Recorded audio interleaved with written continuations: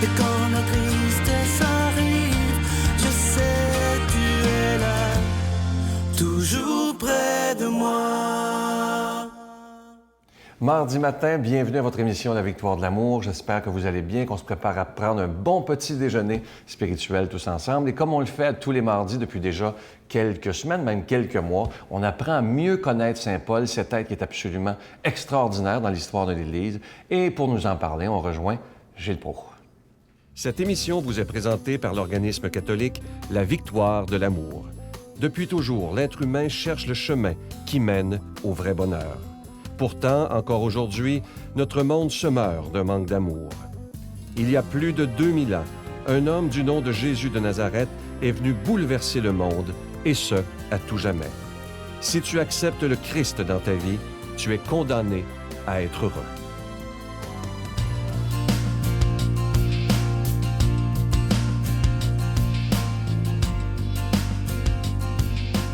Nul doute, chers amis, vous commencez à connaître celui qu'on appelait d'abord Saul, qui devient Paul et va devenir Saint Paul, cofondateur de l'Église. Un homme audacieux. On a écrit des ouvrages sur lui qu'on appelait Saint Paul le téméraire, Saint Paul l'audacieux, Saint Paul qui fait face à tout va et tout obstacle, voire menace. Alors, il en a eu de l'audace, Saint Paul, malgré les avertissements. Fort instruit par Gamaliel, comme je le disais auparavant, il va donc être sûr de lui intellectuellement pour affronter n'importe qui, n'importe quel grand prêtre, bibliste ou pas, qui connaissent bien l'Ancien Testament. Il le connaissait aussi. Sauf que lui, il rajoutait la pensée nouvelle.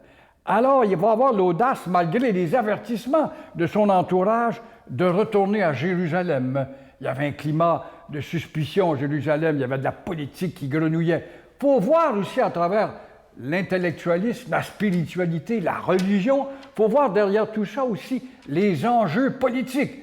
L'armée romaine occupe Jérusalem, les Juifs zélotes désirent sortir l'armée romaine. Il y a les tenants de l'Ancien Testament. Tout d'un coup arrive Saint Paul et autres disciples et apôtres qui propagent une nouvelle pensée. Vous voyez qu'il y a tout un micmac d'idées qui, en tout cas, se mêlent comme ça et créent un climat de suspicion. Alors, c'était plus fort que lui.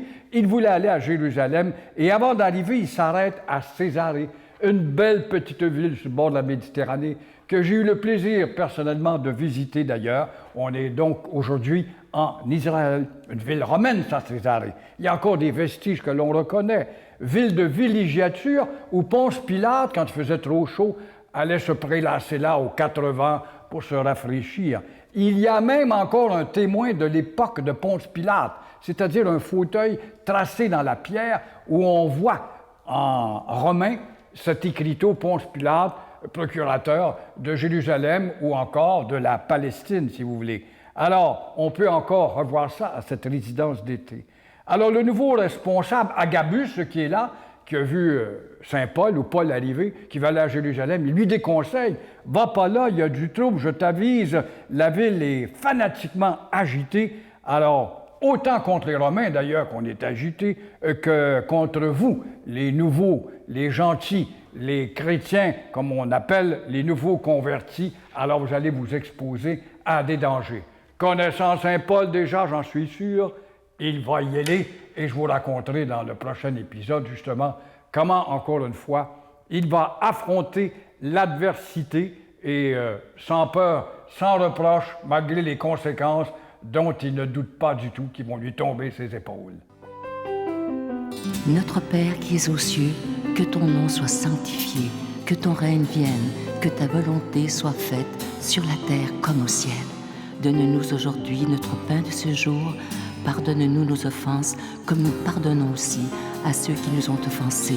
Et ne nous soumets pas à la tentation, mais délivre-nous du mal, car c'est à toi qu'appartiennent le règne, la puissance et la gloire, pour les siècles des siècles. Amen. Je suis tellement content de vous parler de ce beau cadeau du mois. Ça fait je pense, des années que beaucoup de gens nous demandent est-ce qu'on pourrait un jour avoir comme cadeau du mois un beau crucifix, une croix murale qu'on peut mettre à la maison, dans une chambre, n'importe où. Et on a attendu que je le voulais un peu spécial. Et là, on l'a enfin trouvé. Il s'agit, vous la voyez présentement à l'écran, ce beau crucifix de la Trinité. Donc, il est plaqué argent et or. Et on y voit évidemment Jésus, on y voit la colombe qui représente l'Esprit Saint. Et tout au-dessus, on voit cette image de Dieu qui est Père. Alors, le beau crucifix de la Trinité. Je vous rappelle qu'il est déjà béni. Ça se donne aussi très, très bien en cadeau. Je vous rappelle qu'avec un don de 25 vous en recevez un et avec un don de 40 vous en recevez deux. Je veux vous remercier de tout cœur de nous aider à continuer de proclamer la parole de Dieu par la télévision, par Internet, par tous ces moyens modernes, comme le pape François le demande aussi présentement. Alors, je vous donne l'adresse, la Victoire de l'Amour, casier postal 120, succursale Boucherville à Boucherville, le J4B 5E6, je vous la redonne, la Victoire de l'Amour, casier postal 120, succursale Boucherville à Boucherville, le J4B 5E6. Également par téléphone, par carte de crédit, du lundi au jeudi, de 8h30 à 16h30, dans le 514-523-4433, 523-4433, ou sans frais, le 1-888-811-9291, 1-888-811-9291, et aussi sur notre site Internet, le www.lavictoiredelamour.org. Alors, je vous rappelle ce beau crucifix, cette croix murale qu'on peut mettre un peu partout dans la maison. Je vous rappelle qu'il est plaqué argent et or et il s'appelle le crucifix de la Sainte Trinité.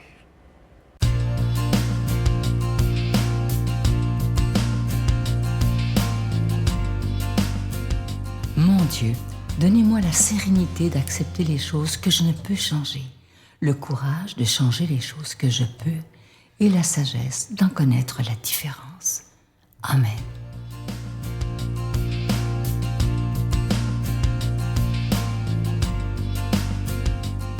Aujourd'hui, un très, très bel évangile, c'est la transfiguration du Seigneur et l'évangile, elle est dans Saint Luc. On prend le temps de l'écouter comme si c'était la toute première fois.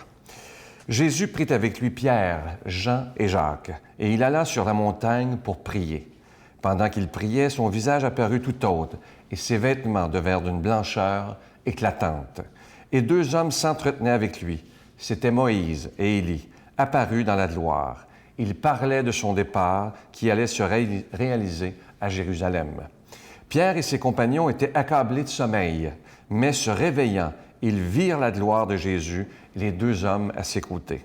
Ces derniers s'en allaient quand Pierre dit à Jésus, « Maître, il est heureux que nous soyons ici.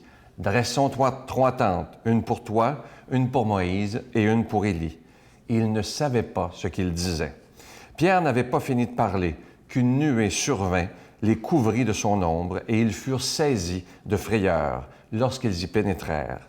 Et de la nuée, une voix se fit entendre. « Celui-ci est mon Fils, celui que j'ai choisi. Écoutez-le. » Quand la voix eut retenti, on ne vit plus que Jésus seul. Les disciples gardèrent le silence de ce qu'ils avaient vu. Ils ne dirent rien à personne à ce moment-là. Très beau texte. Et il y a une phrase, moi, qui me touche beaucoup. C'est lorsque Pierre dit à Jésus, « Maître, il est heureux que nous soyons ici. Dressons trois tentes. On veut rester avec toi. » Ça me fait penser à des gens qui vivent une grande foi, mais qui veulent comme s'enfermer dans leur foi en disant « On va rester ensemble, Seigneur, là, et je ne m'occuperai plus de rien. » Et c'est pour ça que le texte dit « Il ne savait pas ce qu'il disait ». Parce que lorsqu'on décide d'être de vrais croyants, et le pape en parlait dernièrement, c'est pas une foi confortable où on installe trois tentes et on dit au Seigneur « Je reste avec toi ». La foi véritable, comme le pape François le disait dernièrement, c'est une foi qui m'invite à avancer, une foi qui dérange, une foi qui m'invite à aller plus loin, à marcher sur le chemin de l'Évangile, à marcher sur le chemin de l'amour et de donner des mains et des pieds à ma prière, comme je vous disais il y a quelques semaines. Donner des mains et des pieds à l'Évangile, parce que seulement parler, ça ne donne pas grand-chose. Si on décide de ne pas, comme je vous dis souvent, mettre des mains et des pieds à la parole de Dieu. Alors, lorsqu'on sera tenté de dire « Seigneur, moi, je veux juste rester avec toi, mon bon petit Jésus », et qu'on ne s'occupe pas des autres, notre foi, elle n'est pas très forte. Si on fait juste dire au Seigneur « Si tu savais comme je t'aime, je t'aime, je t'aime », mais que j'aime pas mon voisin à côté à cause de sa headset qui m'énerve ou à cause qu'il y a une chicane, ou que j'aime pas la belle-sœur, ou peu importe, notre foi, elle est vaine. Si on n'est pas capable d'aimer l'être humain, nous ne pouvons pas aimer Dieu. Ça, c'est très clairement écrit dans la parole de Dieu. Parfois, j'entends des gens dire « lui ou elle, elle m'énerve, elle m'énerve, elle m'énerve, je ne suis pas capable de voir Dieu dans cette personne-là ». Dites-vous que la personne que vous n'aimez pas, c'est un enfant de Dieu aussi, elle est habitée de Dieu. Il y a des gens qui vous aiment peut-être pas, il y a des gens qui ne m'aiment pas, ça je le sais, mais il faut aussi qu'on reconnaisse que nous aussi, même chez des gens qui ne nous aiment pas, on est habité de Dieu. Parce qu'on est, je pense que la plus belle église au monde, la plus belle cathédrale, c'est le cœur de chaque être humain, peu importe qui il est. Et comme je vous dis souvent, il y a une part de cristal qui est en nous que personne, même pas le mal, peut atteindre. Parce qu'à l'intérieur de nous, il y a un creux en forme de Dieu et c'est Dieu qui y habite. Même chez le plus grand des criminels, il y a quelque chose de beau et de grand et ça, il ne faut jamais l'oublier. Alors, ne nous laissons pas tenter à nous enfermer dans notre foi. Ça arrive trop souvent, malheureusement, et je connais des gens personnellement qui sont enfermés dans leur foi, alors que si on décide d'être de vrais croyants, des croyables, comme l'abbé Pierre le dit si bien souvent, il faut s'ouvrir sur le monde et annoncer cette bonne nouvelle. Et annoncer la bonne nouvelle, c'est pas seulement, comme je vous disais, en parlant, mais c'est en faisant des gestes concrets. Alors aujourd'hui, en cette journée de la transfiguration, demandons au Seigneur de nous dire comment il faut faire pour parler de lui, pas seulement par des paroles, mais aussi par des gestes. Amen. Je vous salue Marie, pleine de grâce. Le Seigneur est avec vous. Vous êtes bénie entre toutes les femmes, et Jésus, le fruit de vos entrailles, est béni. Sainte Marie, Mère de Dieu, priez pour nous pauvres pécheurs, maintenant et à l'heure de notre mort. Amen.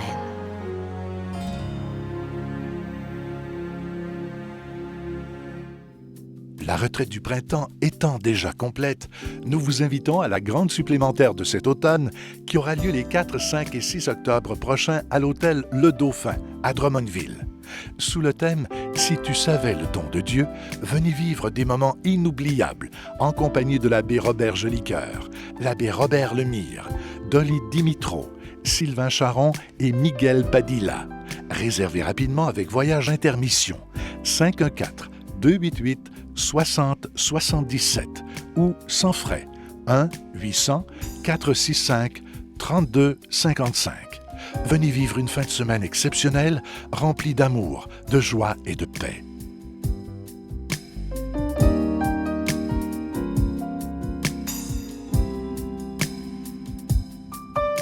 Je veux vous rappeler qu'il ne reste que quelques places pour la retraite du mois d'octobre. Vous savez, c'est les 4, 5 et 6 octobre prochains. Vous avez vu la publicité, évidemment.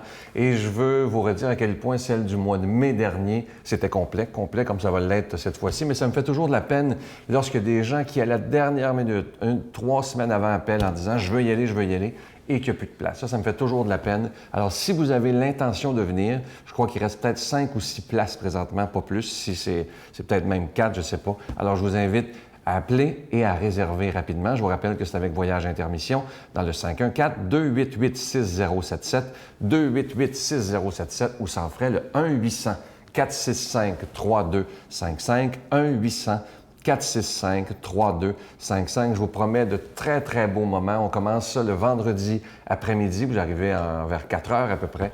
Et tout se termine avec le bon brunch du dimanche. Ce qui est beau, c'est ces beaux enseignements. Il y aura avec nous l'abbé Robert Jolicoeur. Je vous promets des beaux moments en mai dernier. C'était magnifique.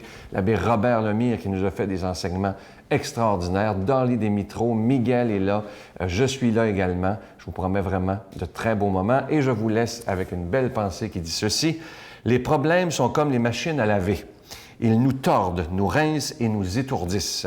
Mais nous en ressortons toujours plus clairs, plus nets et mieux qu'avant. Je demande au Seigneur de nous bénir lui-même afin qu'on passe une belle journée aujourd'hui et qu'on soit capable de regarder les belles choses que Dieu nous donne. Au nom du Père, du Fils et du Saint-Esprit. Amen. Je vous souhaite une belle journée. Comme d'habitude, je vous attends demain matin. Bye bye. Pour que le monde croie à l'Église, l'Église devra redevenir servante et pauvre. Tant que l'Église va accumuler des richesses, puis tant qu'on va rester dans nos presbytères loin du monde, ça ne marchera pas. La Victoire de l'amour remercie de tout cœur les Résidences Soleil de leur accueil si chaleureux.